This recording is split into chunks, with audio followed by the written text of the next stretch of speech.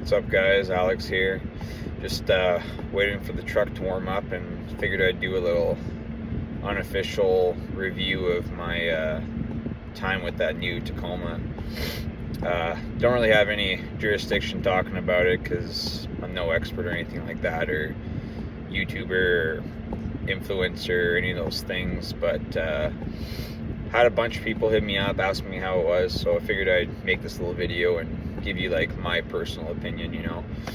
Other people's opinions might be different, but yeah, it was sweet. I went to go get some parts over at Lethbridge Toyota, saw the new Tacoma was there, asked them to take it for a test drive. It's basically what it was there for, is people to take it for test drives and just see what it's like. And yeah, it was cool. It was the TRD Sport double cab long box, and was pretty stoked.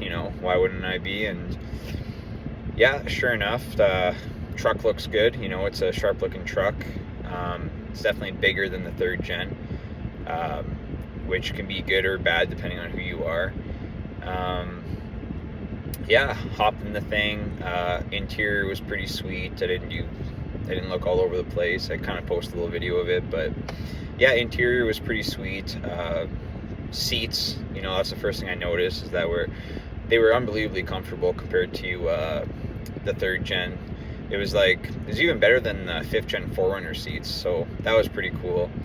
At the same time, I opened up the rear doors there, and I know Toyota kept on saying that it's bigger in the back and whatnot, and honestly, I don't care if it's big in the back at all. This is a small truck, and I'm sick and tired of people trying to make this into a big truck, but whatever. So yeah, I opened up the back there, and it was way smaller than my third gen. There was a lot less room, and I don't know if they're measuring it with cubic feet or whatever it is, but I mean, it's a lot taller, right? So it's a lot taller, but I mean, I got some storage boxes I put just behind my seat here and in front of the back seats, and there's no way I'd be able to put those storage boxes there because there's just not enough room. So that was super weird. At the same time, as soon as I opened up the door, I realized that this truck was just super tall, and once again, it's a small truck that people are trying to make into a big truck, and you know what, teach their own. But I mean, if you don't fit in the truck, I would recommend getting just a bigger truck instead of making these small trucks these weird in-between big small trucks. But anyways, that's just my kind of gripe. But yeah, the doors were comically tall. I don't know, some people might like it, some people might not, but it was weird, so whatever. So I thought that was kind of strange. And then sure enough, yeah, hopped in, started her up, whatever. It's nice inside, there's no other way of saying it. It's really nice inside, but at the same time, it's there's just a lot, it just feels like it's really it's just there, it's really a lot's coming out, there's a lot of, I don't know, it's just taking up a lot of space. And but the seats are super comfortable, so I do gotta say that. Next thing I noticed that I wasn't really stoked on is, obviously looking out the windshield, and one of the things that myself and a lot of people don't like about the third gen Tacomas is the hood's just huge, and for off-roading, it's it's kind of a detriment to have such a big hood that you can't really see over. And I hate to say it, but the fourth gen Tacoma is even worse. The hood is absolutely huge. So I posted a picture of my truck next to the fourth gen, and I lined up the doors exactly, the same, the mirrors exactly the same, and you can even see in that picture that the hood is just so freaking long. So I mean, nothing you can do about that. That's how they built the truck, and it's just yeah, I'm pretty disappointed about that. And yeah, but other than that, took the thing for a drive, and it just it drives like a dream. It's definitely a completely different feeling truck, which I think is good and bad. It's super comfortable, it's super smooth, it's going to make an absolute great commuter, it's going to make an absolute great overland rig for sure. I just don't know if it's going to be good for really going out there and wanting to wheel.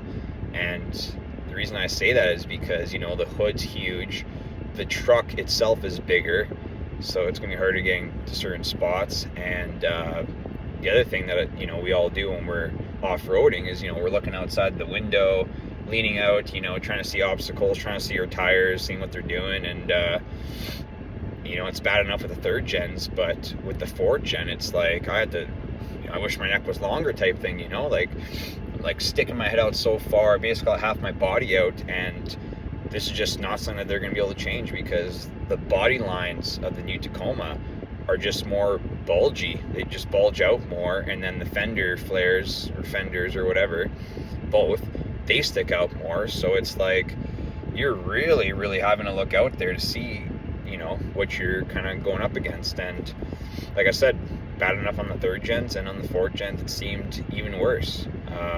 That being said, driving around, and like I said, it was a dream, super comfortable.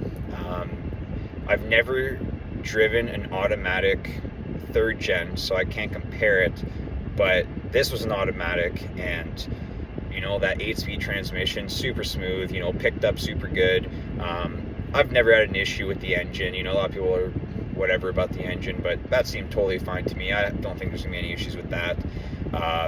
Yeah, it's fast, picks up. You can tell it's gonna be able to handle more weight, which is really sweet. The whole truck feels a lot more solid. That rear new suspension in the back, game changer for sure. And yeah, it's like, I don't want to say it's like driving a car, but it's like driving like a really nice, all-wheel drive kind of SUV type thing. It was really, really comfortable and really, really smooth. But with that being said, my understanding is that the new Tacoma has electronic steering, which I don't know the pros for having that, but I know the cons. And for me, with my third gen, I don't have that electronic steering, and I can just feel the road. I can feel the road, I can feel the obstacles, I can feel every bump, I can feel the suspension working, and it really feels like you're one with the vehicle to a certain extent with my third gen, and I would assume it'd be the exact same with the second and first and whatever, right?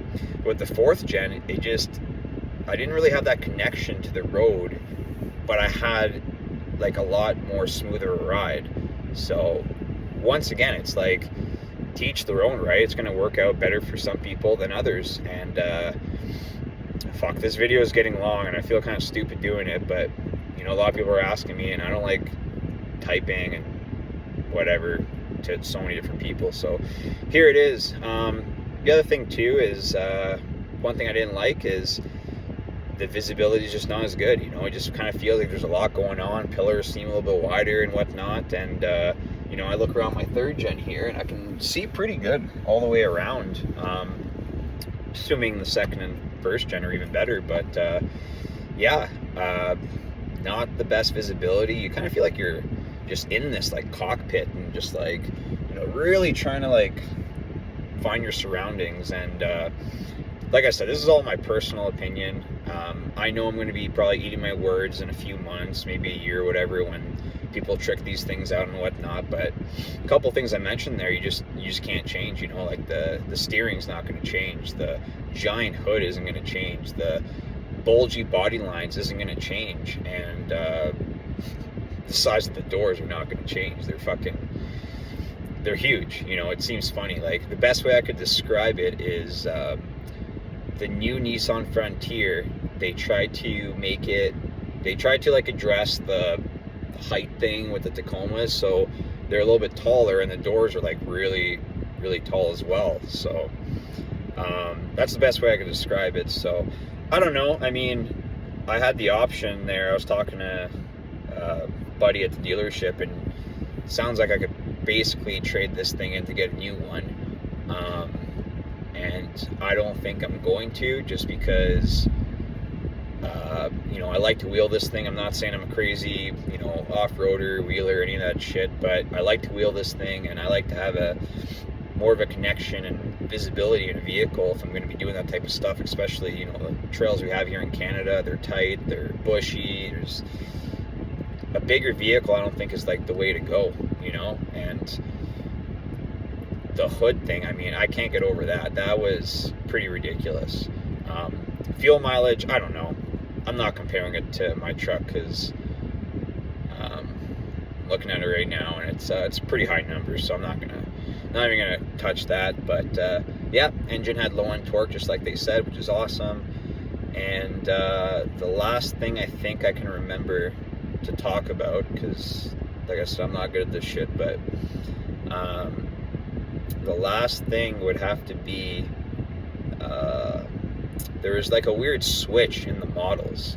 So I have a TRD Sport double cab short box, and the reason why I got this instead of the off-road is because they only offer the off-road in a manual transmission with the access cab. So I got a dog, I got gear, you know, I want to have more room in the cab here, so I had to do this to get the configuration I wanted and also get a manual transmission. So obviously didn't get all the off-road goodies, but it is what it is. But now what they're doing is they actually offer the double cab short box off-road in a manual with the 4th gen, which is sweet. And they actually switched it, so the Sport is now more of a bells and whistles, more expensive rig than the off-road.